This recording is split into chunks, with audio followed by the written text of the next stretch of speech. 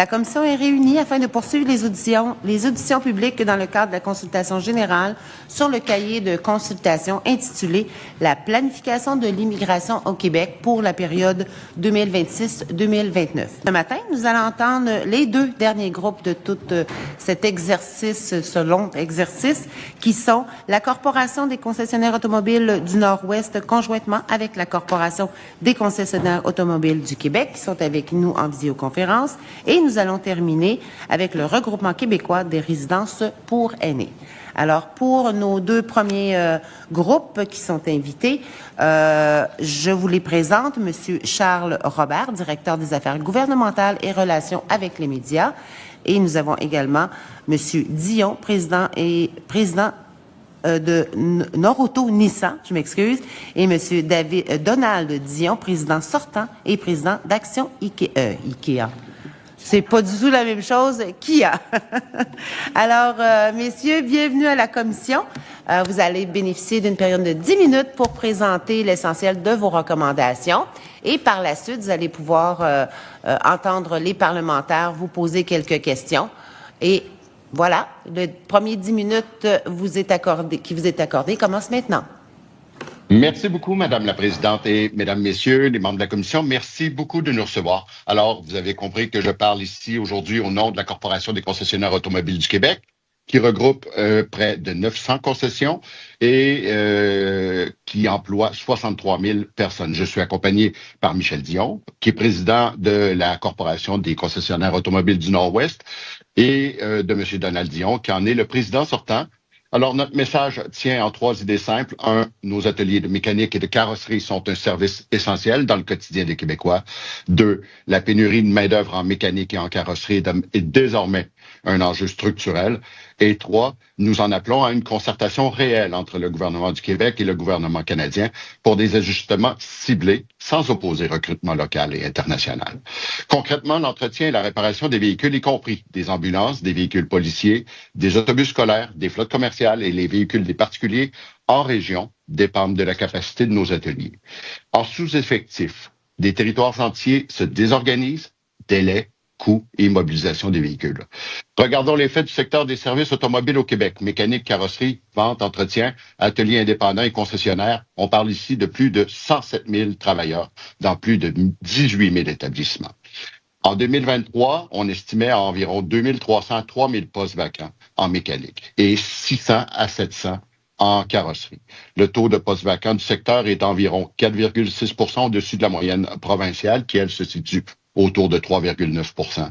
Plus de 40 des travailleurs en mécanique ont 50 ans et plus.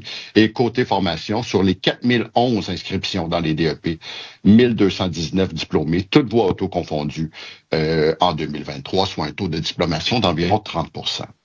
Autrement dit, l'offre locale ne couvre pas la demande et doit en plus suivre ce qui touche l'électrification de l'automobile, l'électronique et la calibration des systèmes d'aide à la conduite.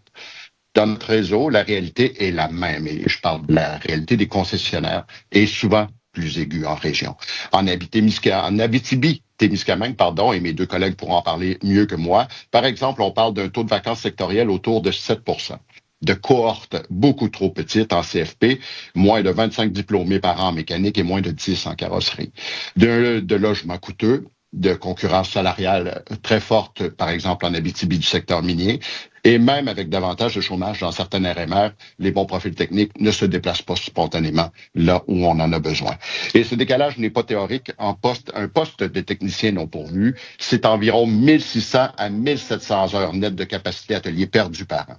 Multiplié par les milliers de postes vacants à l'échelle du secteur, on parle de millions d'heures d'entretien différés, des réparations urgentes retardées, des contrats reportés et des coûts pour les ménages et des PME et parfois même des enjeux de sécurité publique. Aujourd'hui, évidemment, on distingue ce qui relève du gouvernement canadien et ce qui relève de la responsabilité du gouvernement du Québec. Côté fédéral, depuis l'automne 2004, vous le savez, le programme des travailleurs étrangers temporaires s'est grandement resserré, avec un plafond de 10 au volet bas salaire permis souvent limité à 12 mois. Relèvement du seuil au salaire au-dessus du médian provincial, non-traitement de certains EIMT à bas salaire dans les RMR à 6 de chômage ou plus.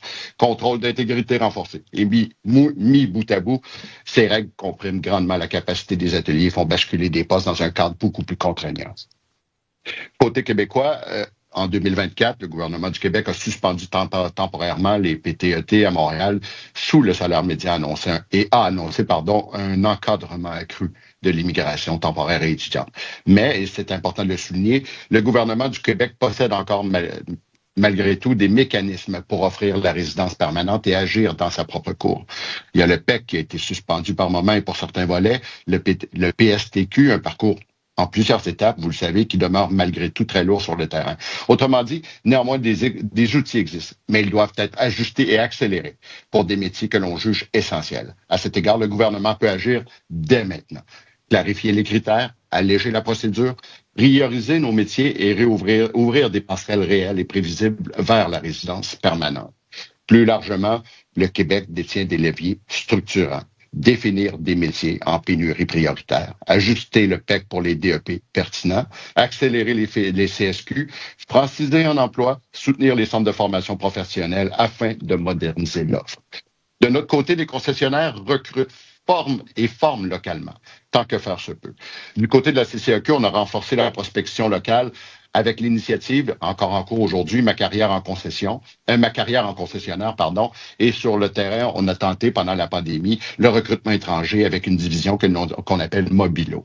Mais aller à la rencontre des talents, c'est utile, mais ce n'est pas suffisant. Les travailleurs étrangers temporaires aujourd'hui restent à court terme le pont qui maintient des services essentiel. Et ce que nous demandons au gouvernement du Québec dans ses compétences, c'est de classer les mécaniciens et carrossiers en pénurie prioritaire, bonifier le PEC pour les diplômés DEP de ces filières avec des passerelles claires vers la résidence permanente et accélérer les CSQ. Ce que nous demandons aussi au gouvernement du Québec de porter auprès d'Ottawa un moratoire sur le plafond de 10 pour la mécanique et la carrosserie en région sous tension, des permis d'au moins 24 mois pour les postes essentiels et un volet fédéral services essentiels mobiles et des corridors accélérés pour la résidence permanente. Un mot, évidemment, sur les seuils qui sont au cœur de vos travaux aujourd'hui.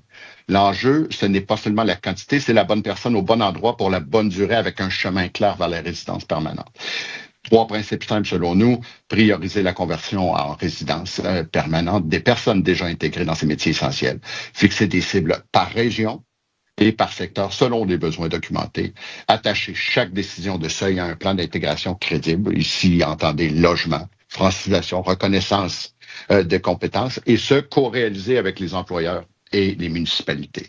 Sachant que le temps favorise l'intégration, vous le savez, en région, l'arrivée d'un immigrant peut être un choc culturel pour lui.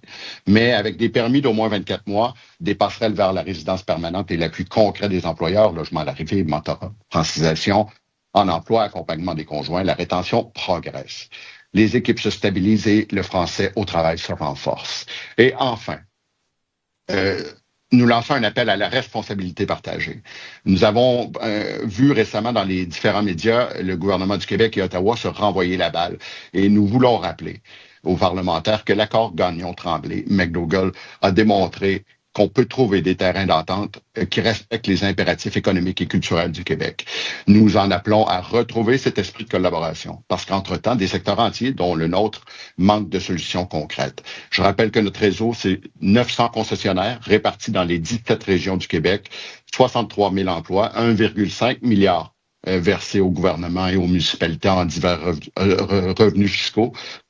Je rappelle que les concessionnaires du Québec soutiennent aussi les médias régionaux comme étant les plus grands acheteurs d'espace publicitaire et qui sont un vecteur d'information locale de qualité. Et nos ateliers de mécanique et de carrosserie sont donc un service essentiel. Et pour toutes ces raisons, nous demandons une concertation rapide entre le gouvernement du Québec et Ottawa et des ajustements ciblés pour sécuriser la mobilité des citoyens et l'activité économique des régions du Québec. Sur ce, je vous remercie. On est prêt à prendre vos questions. Monsieur Robert, merci. Monsieur Dion également. Alors, on va donc commencer les pourparlers, pas les pourparlers, mais les discussions avec les parlementaires. Je fais le lien de deux mots. Alors, Monsieur le ministre, la parole est à vous pour débuter. 16 minutes 30 secondes. Merci bien, Madame la Présidente. Merci pour votre présentation. C'est très concret, très parlant, très proche du terrain. Je pense qu'on a besoin de ça. C'est ce qu'on a besoin aussi en commission parlementaire. On peut associer par la bande les gens qui travaillent dans les concessionnaires automobiles, les mécaniciennes, je veux le dire au féminin aussi, il peut y en avoir aussi. C'est proche du secteur manufacturier d'une certaine manière. Le secteur manufacturier produit un bien neuf, tandis que vous l'entretenez, vous le maintenez sur la route avec parfois les mêmes outils et avec des compétences absolument nécessaires. On ne voudrait pas que quelqu'un s'improvise mécanicien pour, par exemple, entretenir nos freins. Là. Il y a quelque chose là, de crucial là-dedans. J'ai vu que vous n'en êtes pas à vos premières demandes, première revendication, le gouvernement fédéral qui a fait ces modifications de manière unilatérale en septembre 2024. Puis je regardais les revues de presse, puis déjà, dès décembre 2024, vous vous disiez inquiet à la suite des changements réglementaires fédéraux concernant l'embauche et le maintien des travailleurs étrangers temporaires. Vous demandiez de relever le seuil des travailleurs étrangers autorisés pour les concessionnaires en région éloignée, prolonger la durée de vie des visas, etc. Le gouvernement a fait la sourde oreille. En juillet 2025, plus récemment, je vois un article du Journal de Montréal où là, ça abordait les impacts de la réduction des TET sur les concessionnaires en Abitibi-Témiscamingue. Dans cet article de journal-là, l'association exige d'urgence un moratoire du gouvernement fédéral. On est allé exactement dans la direction que vous demandiez à plusieurs reprises publiquement, à travers des lettres officielles, des sorties de presse, des discussions privées que j'ai eues avec plusieurs ministres fédéraux. Vous dites, on ne veut pas que les gouvernements se renvoient la balle. Je pense pas que c'est le cas, parce qu'il y a des choses qu'on contrôle. Par exemple, sur le programme de travailleurs étrangers temporaires, normalement, avant que le fédéral débarque là, en septembre 2024, nous contrôlions réellement là, pratiquement à 100% les paramètres de ce programme-là. Et nous, on avons imposé une mesure spécifique Montréal-Laval parce qu'on a un enjeu spécial démographique, linguistique, culturel Montréal-Laval. C'est notre décision. On l'assume parfaitement. Elle fait peut-être pas l'unanimité, mais elle fait consensus. Quand Ottawa débarque et pose de manière unilatérale une mesure qui vient avoir un impact négatif dans nos régions, chez vos membres, on le dénonce, mais c'est pas de se renvoyer la balle. On dit cette mesure que vous avez imposée, nous vous demandons de la retirer ou de l'amoindrir à tout le moins avec une clause grand-père. Et puis d'autres nous disent, si Ottawa arrache les travailleurs étrangers temporaires, alors Québec, lui, pourrait leur donner la permanence, leur donner des CSQ à tous. C'est deux choses différentes. On va considérer ça sérieusement. Je l'ai déjà mentionné dans le cadre des consultations. Je pense pas qu'on peut, d'un seul coup, en quelques semaines, donner des CSQ à tous les travailleurs étrangers temporaires à grandeur du Québec comme ça. Souvent, ils viennent pour des besoins qui sont ponctuels, pas toujours. Il y en a qui sont ici pour plusieurs années. Mais je pense qu'il y a quelque chose à considérer là-dedans. Mais pour nous laisser le temps de bien faire les choses, je pense qu'il faudrait qu'Ottawa cesse de nous les arracher un après l'autre en refusant de renouveler ces permis-là. Une des raisons pour lesquelles vous avez un si grand besoin de travailleurs étrangers temporaires, c'est parce que au Québec, on ne fournit pas suffisamment de gens qui sortent de nos centres de formation professionnelle. Pouvez-vous nous dire combien de personnes, combien de jeunes sortent, ou même de personnes moins jeunes vont se requalifier, vont suivre des formations à chaque année pour venir travailler là, en mécanique automobile? Écoutez, les données les plus récentes qu'on avait, et c'est celles dont je fais mention dans l'introduction, en 2023, pour les 4000 étudiants en DEP et tout secteur automobile confondu, on a un taux de diplomation de je pense que c'était autour de 1200. Si j'ai pas mon allocution. Et par exemple, en Abitibi, là, mes collègues pourront en parler mieux que moi, mais on se retrouve avec des cohortes qui sont faméliques. En fait, ce que j'essaie d'expliquer, Monsieur le ministre, c'est qu'on est allé au bout de ce qu'on est capable de produire en termes de main-d'œuvre localement. Et ce, autant en diplomation que dans la requalification. D'autant plus que, évidemment, c'est un secret pour personne, là, mais on subit aussi lourdement là, le poids démographique là, et le vieillissement de la population. Alors, on est ici aujourd'hui parce que les travailleurs étrangers et les immigrants permanents sont, à notre sens, notre solution de dernier recours. Je vous mentirai pas que la plupart des gens, des membres chez nous, sont aux abois. Et voyons, mes amis de l'Abitibi vont vous le dire, mais on atteint des seuils qui sont hallucinants. Je pense, Donald, sauf erreur de ma part, emploie 30% de sa main-d'œuvre en mécanique qui sont des travailleurs étrangers temporaires. 30%, c'est énorme. Et un peu plus tôt, on discutait entre nous avant de rentrer en commission, et on parlait d'un concessionnaire Honda en Abitibi qui, lui, rentre à plus de 50%. Donald, je ne sais pas si tu veux faire un peu de pouce là-dessus, ou Michel, désolé. Je passe la porte à mes collègues. Je peux y aller. Vous parliez du concessionnaire Honda à Rouyn-Noranda. Il a 20 travailleurs étrangers dans son personnel sur 46 employés total. Dans son atelier mécanique, on parle de 7 travailleurs étrangers sur 10 techniciens. En esthétique automobile, donc il fait le lavage des véhicules, il y a 6 préposés en esthétique. Sur ces 6, 5 sont des travailleurs étrangers. Et il fait de la carrosserie également. Il y a 3 techniciens. Sur les 3, 2 sont travailleurs étrangers. Donc pour lui, c'est extrêmement important que ces travailleurs-là puissent rester en poste. Donc, il y a des enjeux importants quand on est rendu à 73% de ces techniciens qui sont travailleurs étrangers. Donc, ça prend la majorité sur les travailleurs québécois d'origine. Petite question technique, parce que les contraintes sur les travailleurs étrangers temporaires que nous ont apporté le gouvernement fédéral sont liées au salaire. J'imagine que c'est pas le même salaire pour quelqu'un qui fait de l'esthétique, là, qui lave le véhicule, versus quelqu'un qui a une expertise, par exemple, pour entretenir, réparer un véhicule électrique. Là, ça demande des connaissances techniques assez élevées. Mais supposons qu'on parle de la mécanique. Quelle est la fourchette des salaires, soit le salaire horaire à l'heure, ou disons salaire annuel? Grosso modo, le fédéral dit 34 $ grosso modo, comme seuil. Ça donne autour de 72 000 $ par année. C'est quoi la fourchette des salaires pour, par exemple, vos mécaniciens?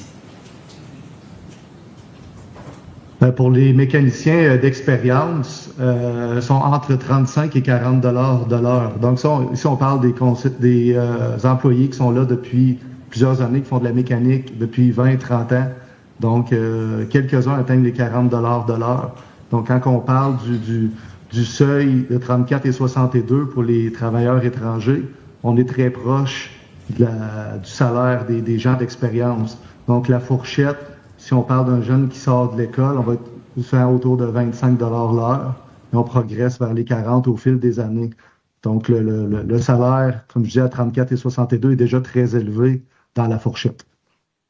Okay, c'est ça. Donc, pour les gens qui ont plus de compétences ou plus d'expérience, ils pourraient être au-dessus et donc ne pas être comptabilisés dans les seuils du gouvernement fédéral. Mais pour les gens qui sont, disons, plus juniors ou qui arrivent, à ce moment-là, ils sont comptabilisés. Mais c'est important pour moi d'avoir cette nuance-là. Une autre nuance importante, une question que j'aimerais éclaircir avec vous autres, c'est la question des moyens d'obtenir le CSQ, le Certificat de sélection du Québec, et donc d'aller vers la résidence permanente. Vous dites que ça serait intéressant de bonifier le PEC, le Programme d'expérience québécoise, parce que tel qu'il était au moment d'être suspendu, il ne permet pas aux diplômés avec un DEP de moins de 1800 heures de basculer, d'utiliser le PEC diplômé. Donc, en réalité, le PEC est suspendu en ce moment parce que les seuils étaient atteints, voire dépassés.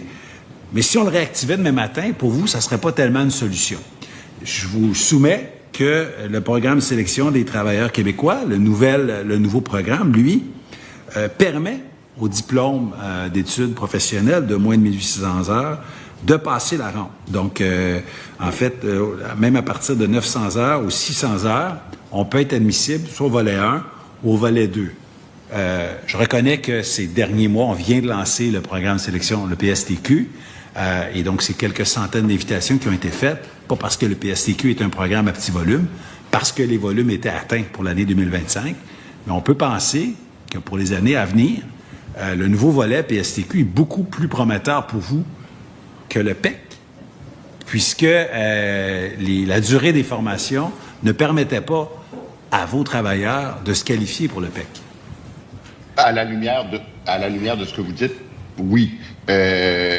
Toutefois, comme je le disais un peu plus tôt, le problème, c'est que les cohortes de diplômés suffisent pas à la demande. Alors oui, on n'ira pas cracher dans ça. Évidemment que ça nous aiderait, mais la solution doit être beaucoup plus horizontale. Par contre, non, effectivement, j'irai pas chialer sur un élément qui permettrait d'aller chercher un peu plus de main-d'œuvre, évidemment. Ça pourrait être on cherche les voies ensemble, d'accord? On est là. On est là. Je suis votre allié là-dedans. Faites-vous-en pas, là. Je suis définitivement votre allié. L'occupation du territoire, la régionalisation de l'immigration, le maintien des travailleurs étrangers temporaires dans vos concessionnaires, la clause grand-père, le passage des travailleurs étrangers vers un statut permanent, là, je vous dirais, je coche oui à toutes ces cases-là. Donc, je cherche des voies de passage, puis là, j'en vois une, je vous la soumets, je voulais savoir si vous étiez au fait ou ce que vous en pensiez. Comme ancien ministre de l'Éducation, ancien enseignant, je veux juste revenir sur l'éducation une seconde fois, si vous permettez. Le taux de diplomation au DEP était assez bas. Est-ce parce que parfois, puis c'est pas un reproche que je vous fais, en pénurie, on fait ce qu'on peut, mais est-ce que ça se peut que des fois des étudiants font un stage et se font tout de suite offrir l'emploi dans le concessionnaire? Donc, c'est pas nécessairement des gens qui, au milieu du DEP, diplôme d'études professionnelles, disent « ça m'intéresse plus », mais plutôt des gens qui décrochent parce qu'ils décrochent l'emploi de leur rêve, puis ils terminent leur formation directement chez vous, dans vos concessionnaires. Je ne sais pas si un de mes deux collègues veut Donald, je te laisse aller. Merci, c'est gentil. Oui, bonjour. Ben, si je peux me permettre, on avait fait un genre de petit sondage, puis on s'était réunis, tous les concessionnaires, pour justement ne pas faire ça. Chacun avait la consigne de ne pas le faire. Parce qu'on est vraiment proche Non, mais le CFP, notre permanent, est au CFP. C'est-à-dire que on loue ses services. Fait qu'il nous tient au courant de ceux qui ont été... Tu sais, s'il y en aurait qui auraient été engagés pendant leur stage, on est au fait de ça. Fait puis il n'y en a eu aucun. Juste pour vous donner une idée, j'avais fait un petit sondage. De 2019 à 2022, on avait 30 finissants. 30 finissants. Là, le questionnaire, il y en a 15 qui ont répondu. Sur les 15, il y en a 7 qui sont dans les concessionnaires automobiles. Fait que ça prend beaucoup de temps. C'est vraiment long. On subventionne leur salaire, on lui paie un salaire, on paie le déplacement pour qu'ils viennent. Parce que le centre de formation est à Val-d'Or. Fait que s'il vient à Rouen ou il va à La Sarre ou il va dans toutes les villes de la région, on défraie les coûts. Puis les premières années, de mémoire, c'est 20 $ de l'heure, je pense, ou 17, 18. Non, je pense qu'on l'a monté à 20. Je pense qu'on l'a monté à 20 $ de l'heure pour qu'ils commencent. Tu sais, on lui fournit des coffres d'outils quand ils arrivent. Tu sais, on fait tout en notre pouvoir pour essayer puis on s'arrange pour pas les prendre pendant leur formation. Ça prend leur formation. C'est pas un reproche que je vous faisais. Je comprends non, je ne le sentais pas comme un reproche. La nécessité est la mère des fois des inventions ou des interventions. Puis des fois, on dit, ben regarde, je vais terminer ta formation. T'es un mécanicien prometteur, viens ici. Ça aurait pu expliquer le faible taux de diplomation. C'est des fois des gens restent dans le secteur puis complètent à l'interne. Dernière question qui touche encore l'éducation, mais en même temps qui touche la pénurie de main-d'œuvre. Est-ce que les formations dans les centres de FP de votre région ou à la grandeur du Québec ont des formations avec une espèce d'alternance, stage-études? En Europe, ils appellent ça le programme dual, là, où il y a une partie de leur formation qui n'est pas nécessairement dans l'école directement, mais qui est chez le concessionnaire. Je sais que ça, c'est un facteur de rétention et de diplomation quand on sort de l'école puis qu'on va directement sur le marché du travail. Oui, exactement. On le fait systématiquement. Il y a les premières années, les deuxièmes années, les troisièmes années. Puis en plus, c'est les étudiants qui choisissent. Fait qu'ils nous font seulement une demande et nous, on accepte la demande puis on le fait. Puis après ça, ils retournent à l'école. C'est une alternance, là, travail-école, travail-études. Là. C'est déjà en place. Ça fait, excusez-moi, ça fait déjà 4-5 ans que c'est déjà en place, ça. OK. Je vous remercie pour cet échange-là. Je vous répète qu'on est très sensible à vos préoccupations. On sait qu'on a besoin, pour des questions de durabilité, des questions d'écologie, des questions d'occupation du territoire, des questions de sécurité. On a besoin de vous et on va travailler en tant qu'alliés pour vous aider à passer à travers ça. Merci beaucoup. Merci. Merci, Monsieur le ministre. On poursuit la discussion, cette fois avec le député de l'opposition officielle pour 12 minutes 23 secondes. Merci, Madame la Présidente. Alors, bonjour, Messieurs Robert Dion et Dion. Merci d'être avec nous aujourd'hui. Merci pour votre mémoire que j'ai lu avec attention. Quelques questions pour bien saisir, en fait, tous les défis auxquels vous faites face. Je comprends que dans votre mémoire, à la page 4, vous soulignez que est-ce que c'est présentement qu'il y a, parmi les postes vacants, environ 2325 postes de mécaniciens vacants? Est-ce que je comprends bien le chiffre? Oui, exactement. Donc là, au Québec, là, pour l'ensemble du Québec, là... En fait, oui, en fait je vais être obligé de nuancer parce que les données disponibles en ce moment, datent de 2023. Alors, juste pour contextualiser, là, les prochains chiffres devraient être disponibles bientôt, mais ce que je peux vous dire, Monsieur le député, c'est que la situation ne s'est pas améliorée. Alors, ce qui était vrai en 2023 est potentiellement vrai aujourd'hui. Et je vous remercie. Et je comprends que parmi vos travailleurs étrangers temporaires, dans la catégorie mécaniciens approuvés en 2022, vous en avez 732. Sauf erreur, oui. Oui, d'accord. Et ils sont ici depuis plusieurs années? C'est une excellente question. Globalement, je ne suis pas capable de vous donner la moyenne. Je ne sais pas si Donald ou Michel peuvent parler dans leurs propres entreprises, eux, du temps que ces travailleurs-là ont passé dans leurs entreprises respectives. Mais oui, est-ce que vous voulez, M. Dion et Dion, ajouter quelque chose? Oui. Juste pour répondre à votre question, 2018-2019 a été l'entrée massive, je dirais, de travailleurs étrangers. C'est là qu'on a commencé à recruter un petit peu tout le monde. On s'est consulté, tout le monde s'est passé les contacts et c'est beaucoup là que ça a commencé. Donc, Oui, allez-y. Il reste environ un an à plusieurs travailleurs à leur contrat qui étaient au départ des contrats de 3 ans de mémoire. Fait qu'il leur reste une année, là, en majorité. Là. Il y a plusieurs que c'est comme ça. Et avec les gens dans votre réseau, est-ce que je comprends que ces travailleurs-là voudraient rester, donc éventuellement obtenir une résidence permanente? Pour la grande majorité, oui. Et d'ailleurs... On est déjà en processus. D'ailleurs, c'est ce qu'on revendique, c'est de meilleures passerelles vers la résidence permanente. Comme je disais dans mon allocution d'introduction, évidemment, quand un nouvel arrivant arrive en région, il y a un choc culturel.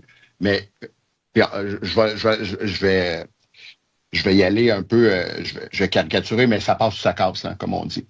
Mais quand ça passe, l'intégration se fait de façon beaucoup plus organique et harmonieuse. Et souvent, on serait capable d'assurer la pérennisation de nos opérations dans ce secteur-là, notamment, si on était capable de... Parce que, de toute façon, il n'y a pas de notion de temporaire en mécanique automobile. C'est pas des travailleurs saisonniers. On se comprend, l'entretien mécanique d'un véhicule, on en fait à l'année longue. Et les besoins sont répartis à l'année longue. Puis, je le répète, là, mais un poste de technicien, d'un mécanicien non pourvu, c'est 1700 heures nettes par an. Alors, multiplier ça par le nombre de postes vacants, là, c'est des millions d'heures d'entretien qui sont différés. Des millions. Et puis, comme je l'ai dit, en Abitibi notamment, les ateliers en mécanique assurent le maintien, la réparation de véhicules de service public. Là. On parle de prestations de services aux citoyens. Alors, donc, ambulance, voiture de police, camion de pompiers, etc., etc. Alors, on se retrouve dans une situation qui pourrait devenir extrêmement difficile et qui va au-delà des enjeux strictement économiques. Bien que, économiquement, ça manque à gagner là, soit une catastrophe, mais là, on tombe dans un... Puis, on le sait, là, il n'y a pas d'alternative pour quelqu'un à Amos. Si jamais sa voiture est en réparation, qu'il n'a pas accès à un nouveau véhicule, qu'il y a un délai, il n'y a pas de métro à Amos encore. Alors, il n'existe pas d'alternative de transport en commun. Alors, voyez à quel point c'est facile de déconstruire un écosystème juste parce que on n'est pas capable d'assurer assez d'heures d'ateliers en mécanique. Et votre point est excellent. La réparation de véhicules, c'est pas comme la cueillette de fruits et de légumes. Des freins, on en remplace toute l'année, des silencieux, enfin bref, toutes les composantes de véhicules automobiles, qu'ils soient électriques ou à essence.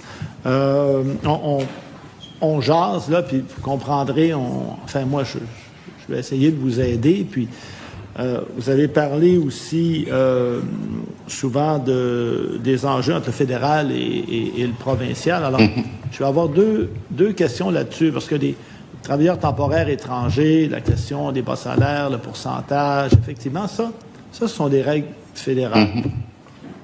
Et ça vous permettrait peut-être de les garder. Mais je reviens à ce que vous disiez tout à l'heure. Si ça fait des années qu'ils sont ici, et que maintenant ils sont intégrés dans vos milieux, c'est d'une façon régionale, parce que là, le PEC est suspendu, c'était peut-être pas le meilleur moyen pour vous, mais là, maintenant, M. le ministre nous parle souvent du PSTQ.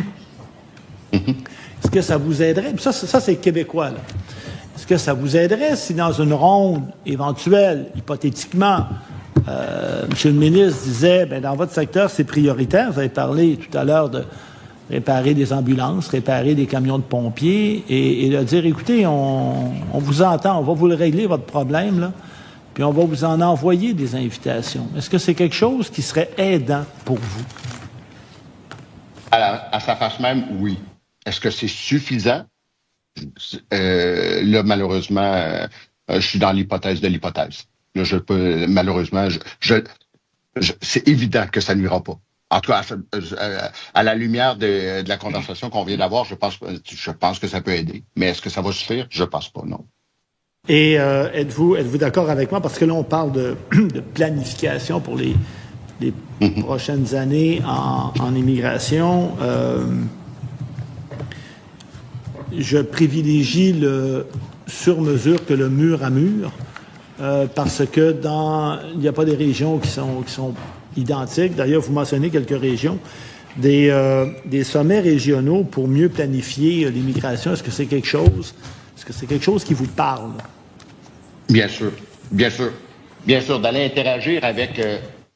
évidemment, la planification de l'immigration, c'est un travail qui doit se faire en concertation avec les différents milieux. C'est pas juste, évidemment, là, moi, je représente une association sectorielle. Vous avez entendu les grandes associations nationales, mais en même temps, vous avez raison quand vous dites que l'Abitibi, c'est pas la Gaspésie, puis que Montréal, c'est pas Sainte-Foy. Oui, là-dessus, on s'entend. Puis chaque région a des besoins qui lui sont propres dans des domaines spécifiques. Le fait est que ce que j'ai entendu, néanmoins, mais cela dit, la réponse claire à votre question, Monsieur le député, c'est que oui, on serait tout à fait favorable à des initiatives locales, tout à fait. Mais cela dit, aujourd'hui, je suis avec vous, avec mes collègues de l'Abitibi, mais ça aurait pu être des gens d'Abitibi, ça aurait pu être des gens de la Gaspésie, ça aurait pu être des gens du Lac-Saint-Jean. C'est ce que nos amis de l'Abitibi viennent vous dire aujourd'hui, on l'entend dans toutes les régions du Québec. Là, cela étant pourrait être aussi des gens des îles de la Madeleine et eux, en plus, ce sont des insulaires. Donc, effectivement, un enjeu. On peut parler aussi de l'île d'Anticosti. Il y a des gens qui vivent là, ils ont de la machinerie lourde, etc., etc.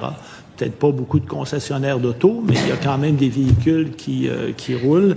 Il y a un dossier, moi, qui me tient à cœur, et c'est celui du regroupement familial.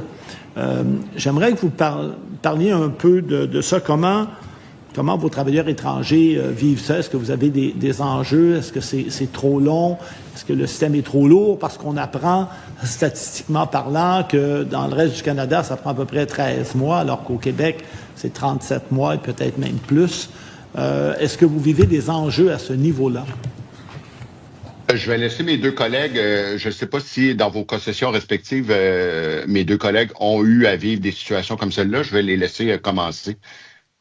Oui, je peux. Je suis propriétaire d'un atelier de carrosserie et j'ai un travailleur philippin qui est chez nous depuis 2019. Aujourd'hui, sa femme est ici, ses 3 enfants ainsi que sa mère. Il n'y a pas encore sa résidence permanente, mais il travaille fort pour l'avoir. Évidemment, quand tu parles la langue des Philippines et que tu tentes de parler le français à travers des Québécois de souche qui ne parlent pas un français très international, c'est pas facile pour eux d'apprendre la langue. Donc, oui, on a des enjeux à ce niveau-là. Il suit ses cours de français, il s'en vient très bon, mais c'est un des enjeux qu'on a pour ceux qui viennent des pays qui ne parlent pas français. Donc, il y a accès à de la francisation, puis évidemment, on aime le français de nos régions, puis on en est fiers avec les variations que l'on connaît. Mais je comprends que ça a pris plusieurs années pour que sa famille soit réunie. Oui, ça a pris 4 ans avant qu'il puisse avoir sa femme et ses enfants ici. 4 ans? Oui. Donc, pendant 4 ans, lui était dans un de vos garages à réparer des autos, puis sa famille était aux Philippines. C'est exact. Je vais aller plus loin. Quand il a quitté les Philippines, sa conjointe était enceinte du 3e enfant. Donc, il n'a pas pu assister à la naissance de son enfant. Donc, on vit des situations assez particulières. On se voit très mal, nous, au Québec, partir à l'étranger et pas voir nos enfants pendant des années, puis seulement leur parler sur un écran d'ordinateur. Mais lui, il l'a vraiment vécu. Donc, il a pu aller aux Philippines après 3 ans, je crois. Là, on l'a aidé financièrement à se payer un billet d'avion, évidemment, mais c'est triste. C'est un drame humain un peu plus. Puis quand son enfant arrivait, non seulement il ne l'avait jamais vu, mais il l'aurait rentré au CPE tout de suite. Oui, effectivement. C'est très bien. Je vous remercie. Merci beaucoup. Merci, Madame la Présidente. Merci beaucoup, Monsieur le député. Alors, on termine cette audience avec le député de Laurier-Dorion pour une période de 4 minutes 8 secondes. Oui, bonjour, monsieur. Merci beaucoup d'être avec nous. J'ai très peu de temps. Écoutez, on sait que c'est un débat important, la question des seuils d'immigration. Merci de nous donner une fenêtre sur une réalité très, très, très particulière, mais je vais aller de façon très, très globale. On sait que, de façon générale, l'arrivée d'un grand nombre d'immigrants dans une courte période de temps peut susciter des réactions, des enjeux. C'est tout à fait légitime. On joue beaucoup sur les terrains de perception, mais la question très subjective, je vais le dire, mais dans vos milieux respectifs, est-ce que l'arrivée de cette immigration-là est perçue comme dérangeante, comme une menace ou quelque chose de positif? Quelle est la perception que vous ressentez dans vos milieux respectifs? Je vais laisser mes collègues en parler. Pas du tout, pas du tout. Ils sont accueillis et on en demande encore plus. Ils sont faciles à intégrer. Moi, j'ai des Marocains qui travaillent chez nous. Puis, ils sont abonnés à notre club junior les Huskies. Régulièrement, toutes les semaines, ils vont voir les parties. Puis, sont très faciles à intégrer. Et depuis, ils parlent très bien le français.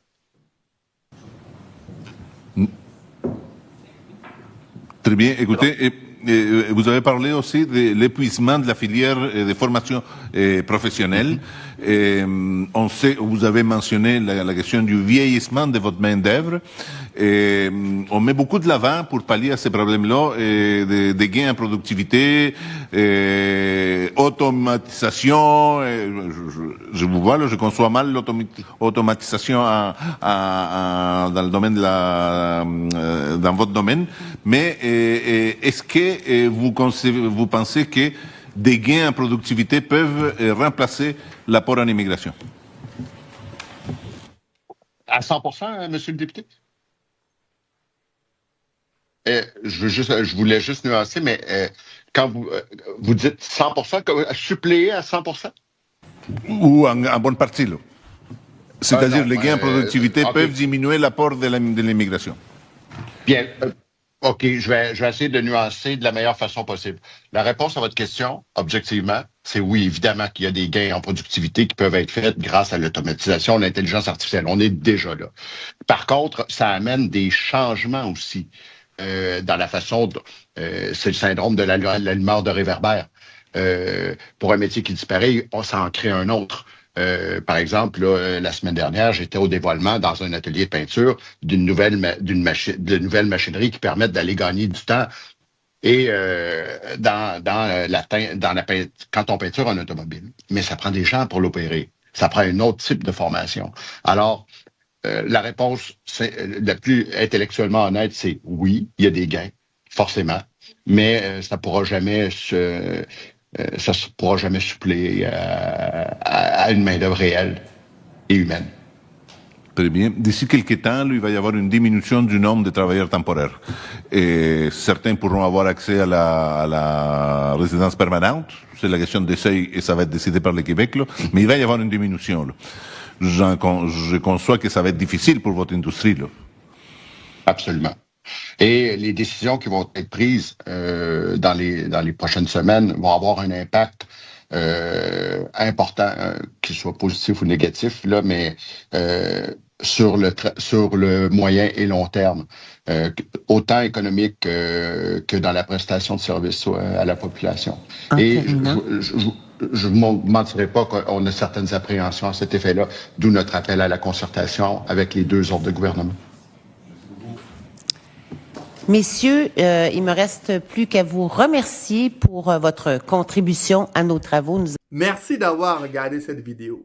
Si tu prépares ton test de langue, n'oublie pas d'aller sur parlertcftf.com.